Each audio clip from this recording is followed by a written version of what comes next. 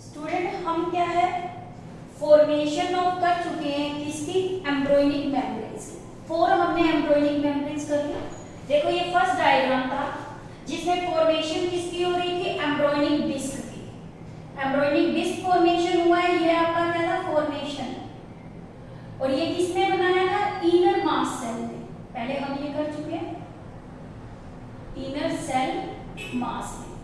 फिर यहाँ पे फॉर्मेशन किसकी हुई एम्ब्रियोटिक कैविटी की। थर्ड हमने यहाँ फॉर्मेशन किसकी की एम्ब्रोइनिक मेम्ब्रेन्स की। बट एम्ब्रोइनिक मेम्ब्रेन कौन कौन सी कर ली, एम्ब्रियोन भी कर ली, कोरियोन भी कर ली, एलेंटोइड्स और यॉर्क सैक। और ये सारे मैंने आपको बताया था ये मेम्ब्रेन्स किसमें होती है रेप्टाइल्स में, बर्ड्स में और मैमल्स में। इन्हें एम्ब्रोइनिक मेम्ब्रेन या फीटल मेम्ब्रेन बोलते हैं क्योंकि ये फीटल के क्या होती है अराउंड होती है। 2 मंथ की प्रेगनेंसी है मदर में, up to 8 week of pregnancy उसे बोलते हैं हम एम्ब्रियो। और 1 वीक से लेके टिल पास्चुरेशन तक हम क्या बोलते हैं फीटस। क्या बताया अर्ली स्टेजेस ऑफ डेवलपमेंट में बनता है वो एम्ब्रियो है, लेटेस्ट स्टेजेस ऑफ डेवलपमेंट में बनता है उसे हम क्या बोलते हैं फीटस। मैंने 2 टर्म बताई आपको, एक टर्म क्या बताई फीटस और फीटस से पहले आपको क्या बताई एम्ब्रियो। एम्ब्रियो क्या होता है अर्ली स्टेजेस ऑफ डेवलपमेंट में बनता है, ये 8 वीक ऑफ प्रेगनेंसी पे होती है। ये टिल कब होती है गेस्टेशन पीरियड तक, यानी एम्ब्रोइनिक लाइफ के अंदर। तो गेस्टेशन पीरियड तक इसे हम क्या बोलते हैं फीटल। कहां से स्टार्ट होके 8 वीक ऑनवर्ड्स, यानी कि 9 मंथ की प्रेगनेंसी होती है, 2 मंथ की प्रेगनेंसी तो एम्ब्रियो है, 2 मंथ के बाद 9 मंथ की प्रेगनेंसी उसे क्या बोलते हैं फीटल। ये सारी डेवलपमेंट मदर के वूम में हो रही है, अभी बेबी बाहर नहीं आया, तो इस डेवलपमेंट को हम बोलते हैं प्रीनेटल डेवलपमेंट। क्या वर्ड बोला मैंने prenatal.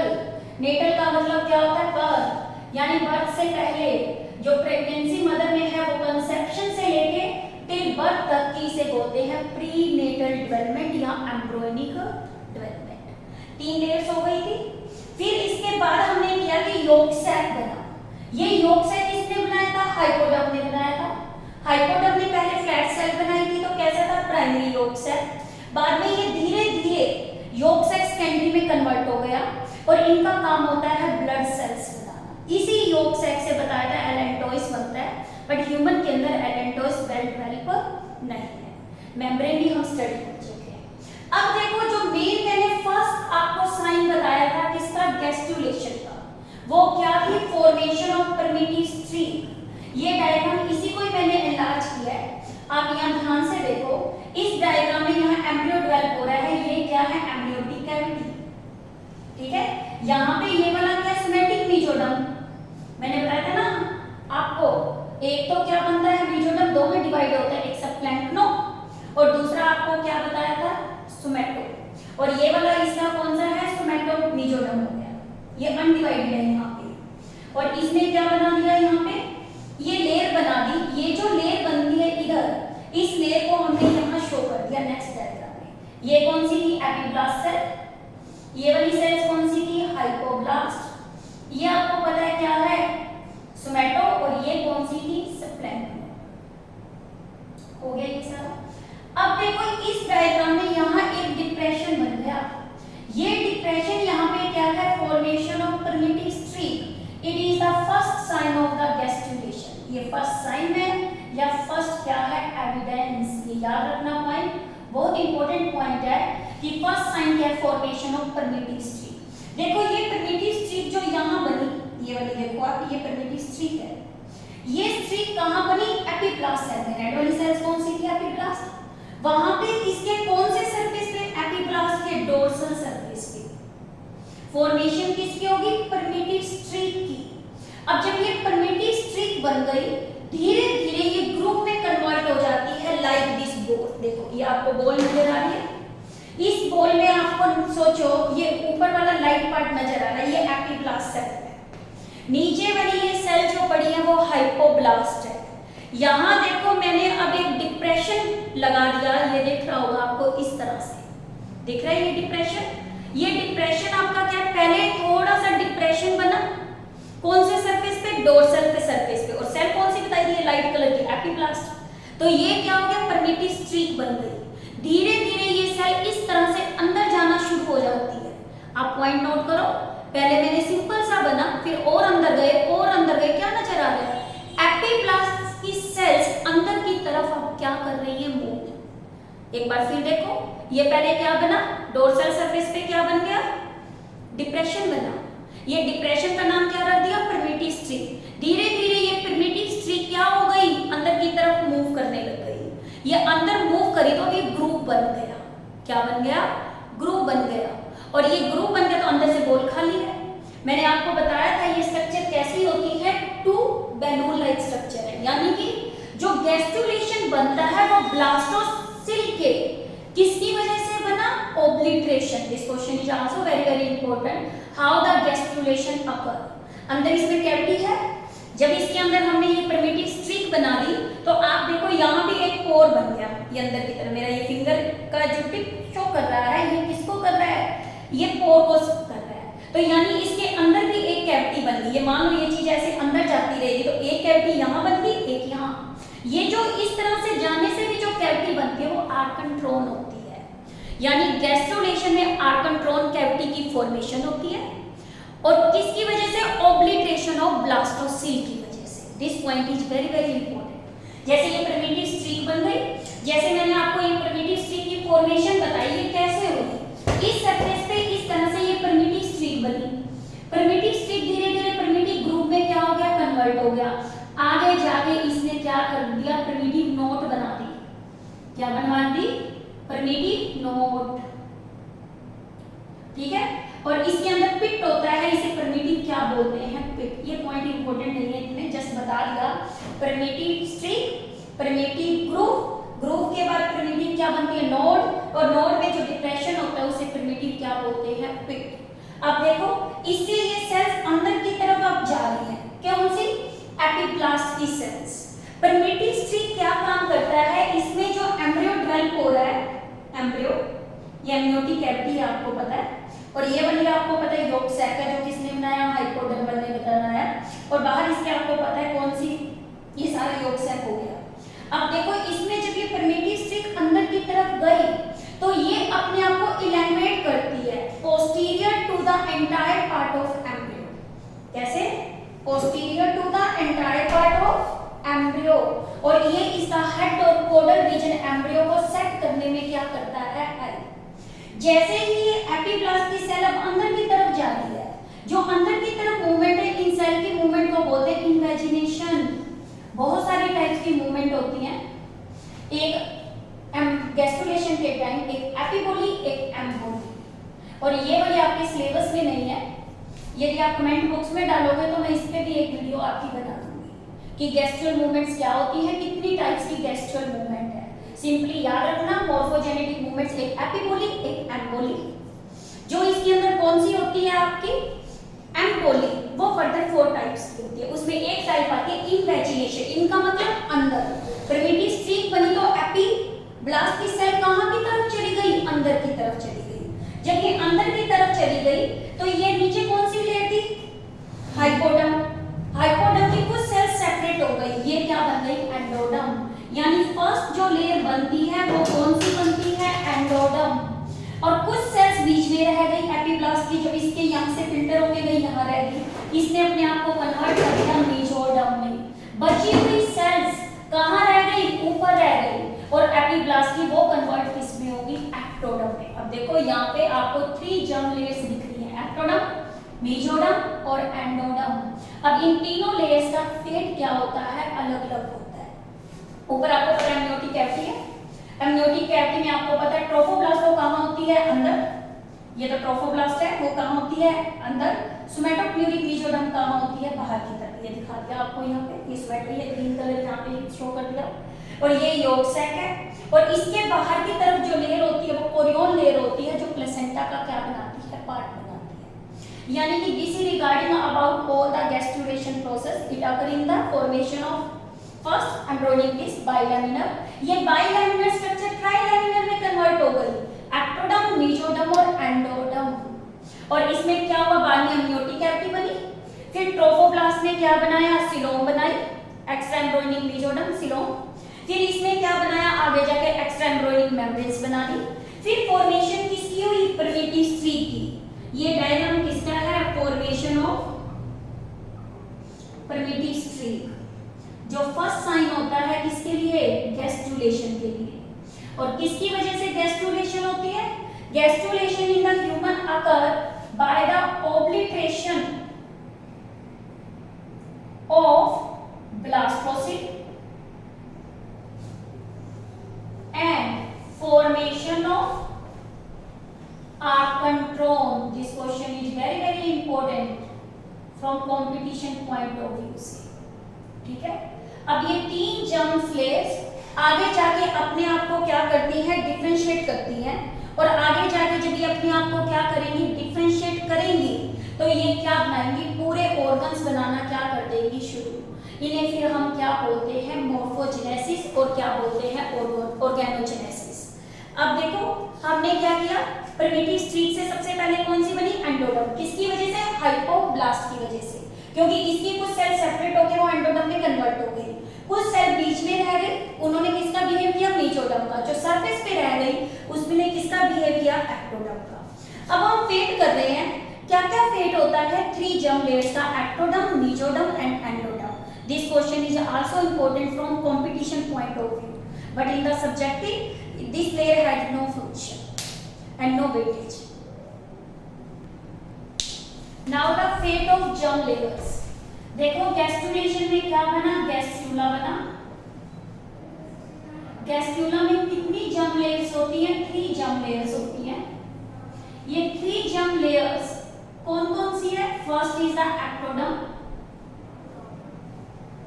second is the mesoderm, third is the endoderm। और फर्स्ट जो लेयर बनती है वो कौन सी होती है? फर्स्ट लेयर एंडोडर्म बनती है। और बनाता इसको कौन है? हाइपोब्लास्ट। अब कई लोग बोलते हैं कि क्या, कई बार क्वेश्चन आता है कि जो मेन आपका एम्ब्रियो को बर्थ देता है वो कौन देता है? एपिब्लास्ट। ये याद रखना, एपिब्लास्ट लेयर होल एम्ब्रियो को बनाने में क्या करता है? हेल्प करता है। मान लो मदर की 3 मंथ की प्रेगनेंसी है, तो उस केस में ओवरी को बाहर निकाल दे तो अबॉर्शन हो जाता है। यदि 3 मंथ के बाद 5-6 में ओवरी को बाहर कर दे, बेबी सर्वाइव कर जाता है। क्यों? वहां प्लेसेंटा की फॉर्मेशन हो जाती है, उसका फंक्शन टेक ओवर कर लेता है कौन? प्लेसेंटा। अब देखो जो एक्टोडर्म और एंडोडर्म्स होती है ये कैसी लेयर्स होती हैं? ये एपिथेलियल सेल्स होती हैं और टाइटली पैक्ड होती हैं। ये सेल्स कौन सी हैं? Epithelial, composed of tightly packed cell, tightly packed cells. जो एंडोडर्म है, एंडोडर्म आपकी कैसे? ये भी सेम है। सेम का मतलब ये भी कौन सी है? Epithelial cells, composed of tightly packed cells, क्योंकि हमने वहां डायग्राम में भी देखा था पीछे। फिर आती है मेसोडर्म। ये लूजली ऑर्गेनाइज्ड कनेक्टिव टिश्यू है। कैसी अरेंज है? लूजली ऑर्गेनाइज्ड कनेक्टिव टिश्यू, और इसे हम एक नाम देते हैं क्या? मेसेंकाइम। क्या देते हैं? मेसेंकाइम। ठीक है। अब हम इसमें कर रहे हैं इन जर्म लेयर्स का क्या? Fates of germ layers. Fate का मतलब होता है फ्यूचर, यानी फ्यूचर में जाके ये जर्म लेयर्स क्या क्या काम करती हैं। फर्स्ट देखो हमारी जो जर्म लेयर्स आती है इसका नाम क्या है? एक्टोडर्म। बनती तो सबसे पहले कौन सी है? वैसे एंडोडर्म बनती है। जो एक्टोडर्म होती है ये क्या करती है? इंटेग्यूमेंट्री पार्ट बनाती है। कौन सा पार्ट बना रही है ये? Integumentary part. Integumentary part, ecto का मतलब ही क्या है? इंटेग्यूमेंट्री पार्ट बनाती है। कैसे? इसमें आता है आपका एपिडर्मिस ऑफ स्किन, जो आपकी स्किन की आउटर मोस्ट लेयर है वो बनाने का काम कौन करती है? एपिडर्मिस करती है। फिर क्या होता है? जितना भी हमारा नर्वस टिश्यू है वो भी कौन बनाती है? नर्वस टिश्यू, नर्वस सिस्टम, कौन बना रही है आपकी? एक्टोडर्म। याद रखना, बहुत बार क्वेश्चन आता है, ये बहुत इंपॉर्टेंट क्वेश्चन है। नर्वस पार्ट को जो बनाता है वो कौन बनाता है? एक्टोडर्म बनाती है। फिर देखो नर्वस टिश्यू के अंदर जो हमारा पार्ट आते हैं कौन कौन से, इसमें ब्रेन और स्पाइनल कॉर्ड, इसकी फॉर्मेशन कौन कर रही है? एक्टोडर्म। अब ध्यान देना, हमारा ईयर का पार्ट है कौन सा? Internal ear. इंटरनल ईयर का ओरिजिन कैसा होता है? एक्टोडर्म होता है। पूरे ईयर का नहीं, मिडल और एक्सटर्नल ईयर इसमें इंक्लूड नहीं होता। फिर देखो इसके बाद आती है आई, वेरी वेरी इंपॉर्टेंट क्वेश्चन। आई में कौन कौन सा पार्ट? Retina, lens. इस पे भी बहुत बार क्वेश्चन आए हुए, बहुत इंपॉर्टेंट क्वेश्चन है कि लेंस को कौन बनाता है? रेटिना बनाता, वो क्या बनाती है? एक्टोडर्म बनाती है। और इसके अलावा कॉर्निया, ये पार्ट का ओरिजिन सबका क्या रहता है? एक्टोडर्म। आप याद रखना हमारे हेड रीजन में कौन कौन से एंडोक्राइन ग्लैंड है? पिट्यूटरी ग्लैंड, पीनियल ग्लैंड और हाइपोथैलेमस। पिट्यूटरी ग्लैंड ये बहुत इंपॉर्टेंट है, +1 से उठता है क्वेश्चन। पीनियल ग्लैंड, हाइपोथैलेमस, और ये सारे पार्ट कौन बनाता है? एक्टोडर्म बनाता है। इसको याद करने का वे, नर्वस से रिलेटेड अपने आप हो जाएगा। एंडोक्राइन ग्लैंड जो कहाँ लाई करते हैं? ब्रेन में। अब आता है एड्रीनल मेड्यूला, ये याद रखना। एड्रीनल मेड्यूला में हार्मोन जो बनते हैं एपिनेफ्रिन और नॉरएपिनेफ्रिन बनते हैं, और ये किसके साथ जुड़कर बनते हैं? सिंपैथेटिक नर्वस सिस्टम से, क्योंकि एड्रीनल ग्लैंड किडनी में प्रेजेंट होता है और इसके दो पार्ट होते हैं, एक कॉर्टेक्स पार्ट होता है और एक कौन सा होता है? मेड्यूला। और मेड्यूला पार्ट का ओरिजिन कैसा होता है? एक्टोडर्म। ये सारे हमारे इंपॉर्टेंट फंक्शंस होते हैं किसके? एक्टोडर्म के। ये सब क्या है? फंक्शन। अब देखो इसके अलावा हम बात करें तो इसमें हमारा क्या आता है? Nasal epithelium. कौन सा? Nasal epithelium. एक होता है लेटरल लाइन सेंस ऑर्गन, वो भी किसमें आता है? लेटरल लाइन, वैसे नर्वस से रिलेटेड आ गया, सेंस ऑर्गन। और आपको पता ही चल रहा है इसके अंदर क्या? नेजल क्या है? नर्वस से ही रिलेटेड है। इसका ओरिजिन कौन सा होएगा? एक्टोडर्म। अब देखो एलिमेंट्री कैनाल के 3 पार्ट होते हैं, फोरगट, मिडगट और हिंडगट। जो इसका कौन सा पार्ट है? फोरगट और midgut, foregut and midgut part. और ये पार्ट कौन बनाता है? Alimentary canal. गट का मतलब ही क्या होता है? Alimentary canal. कौन बनाती है? एक्टोडर्म बनाती है। सेकंड जो लेयर आती है उसे हम क्या बोलते हैं? मीजोडर्म बोलते हैं। मीजोडर्म लेयर यानी कि मिड में, देखो बाहर वाला टिश्यू तो हो ही गया एक्टोडर्म, जो बाहर की बाउंड्री बना रहा है। मीजोडर्म आपका क्या करता है? जितने भी हमारे सिस्टम है, कैसे देखो एपिडर्मिस बाहर की लेयर तो एक्टोडर्म ने बनाई। अब ध्यान देना यहाँ पे, इसमें हमारा क्या है? डर्मिस ऑफ स्किन, स्किन के नीचे की लेयर होती है, वो कौन बनाता है? Mesoderm. Muscular tissue, connective tissue, इन दोनों का ओरिजिन कौन सा होता है? ये आपको पता है हमारी बॉडी में 4 टिश्यू है, मस्कुलर और कनेक्टिव का ओरिजिन मीजोडर्म है। ये क्वेश्चन भी बहुत इंपॉर्टेंट है, ठीक है। फिर देखो कनेक्टिव टिश्यू में आपको पता है कौन कौन से आते हैं? बोन्स आ गई, कार्टिलेज आ गई, एडिपोज टिश्यू आ गया, ये सारे की फॉर्मेशन यही करता है। फिर देखो आपको पता है सिलोम की जो लेयर होती है कौन सी? पेरिटोनियम। पेरिटोनियम लेयर को बनाने का काम भी कौन करता है? मीजोडर्म। अब ध्यान देना 3 सिस्टम हमारे, हार्ट वाला है, कार्डियोवैस्कुलर, वो भी मस्कुलर ही है, मस्कुलर का ओरिजिन कौन सा है? मीजोडर्म। तो ये 3 सिस्टम, कार्डियोवैस्कुलर सिस्टम जिसमें हार्ट वाला सिस्टम है हमारा और ब्लड क्या करता है? Flow. Second reproductive system, third कौन सा आ रहा है? Excretory system. इन सब की जो फॉर्मेशन करता है वो कौन करता है? मीजोडर्म। एक्सक्रीटरी में आप बात करोगे तो किडनी की करोगे, इसमें रिप्रोडक्टिव में बात करोगे तो वो किसकी करोगे? गोनैड्स की करोगे। याद रखना जो लोअर पार्ट पे लाई करते हैं इन सब का ही ओरिजिन कैसा रहता है? मीजोडर्म ही रहता है मोस्टली, और ये सारे पार्ट ये बनाता है। सिलोम, सिलोम का ओरिजिन हमेशा मीजोडर्म है। ट्रू सिलोम भी वही होती है जो किससे बनती है? मीजोडर्म से। अब वेरी वेरी इंपॉर्टेंट, आई देखो, आई के रेटिना, लेंस और कॉर्निया तो यहाँ थे। अब आई की बाहर की 2 लेयर्स, क्लेरा और क्रोइड, कौन सी आपकी? आई की कौन सी लेयर, आउटर लेयर कौन सी होती है, स्क्लेरा। अंदर वाली लेयर कौन सी होती है, क्रोइड। इसकी फॉर्मेशन कौन करता है, मेसोडर्म करता है। हो गया यहाँ तक। अडर्नल कोर्टेक्स, एड्रीनल मैंने ये स्पेशली अलग कलर से मार्क किए हैं क्योंकि मेड्यूला पार्ट का ओरिजिन कैसा होता है, एक्टोडर्म, और कोर्टेक्स का होता तो बाहर वाला पार्ट है, पर इसका ओरिजिन कौन सा होता है, मेसोडर्म होता है। ये सारा स्प्लीन। अब आता है एंडोडर्म। देखो एंडोडर्म जो हमारा होता है ये क्या करता है, एपिथेलियल लाइनिंग बनाता है। ये एपिथेलियल लाइनिंग किस किस की बनाता है, ये बनाता है पहले तो gastrointestinal tract, visceral organ, respiratory organ. आप भूल भी जाओ, एंडो मीन अंदर।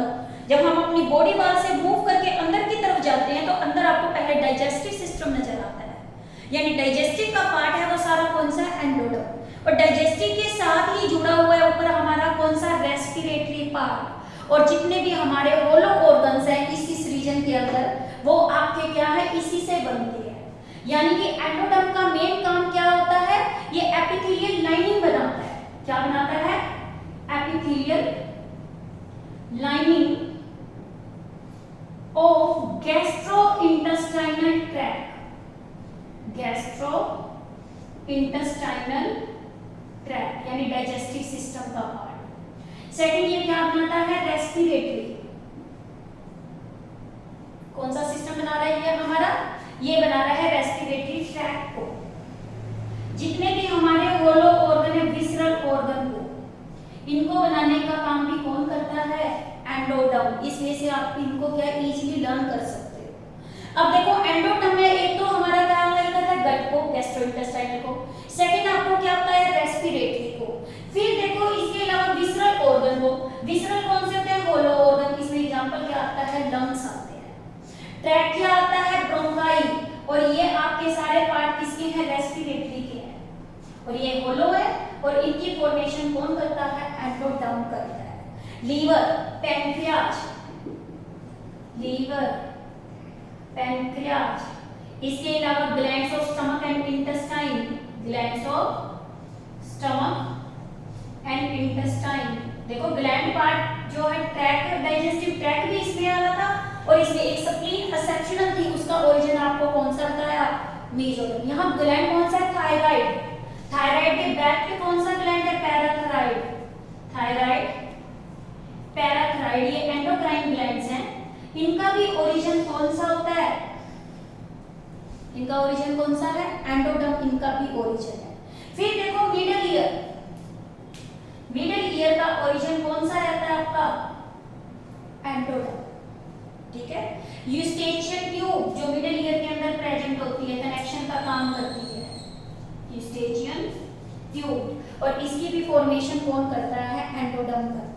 ये हमारा रिगार्डिंग क्या है, फेट्स हैं, कौन सी जर्म लेयर्स कौन सा पार्ट बनाती है।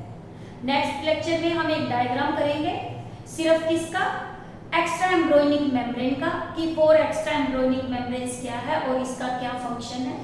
इसके बाद हमने करना है क्या, प्लेसेंटा फॉर्मेशन। और प्लेसेंटा फॉर्मेशन के बाद हम करेंगे पार्ट्यूरेशन। पार्ट्यूरेशन में क्या होता है, बेबी बाहर क्या हो जाता है, एक्सपेल। अब देखो गैस्ट्रुलेशन हमारा कंप्लीट हो गया। गैस्ट्रुलेशन होने के बाद क्या स्टार्ट हो जाती है, मोर्फोजेनेसिस, या इसे हम क्या बोलते हैं, ऑर्गोजेनेसिस। ऑर्गेनोजेनेसिस में कब किस किस चीज की क्या होती है, फॉर्मेशन।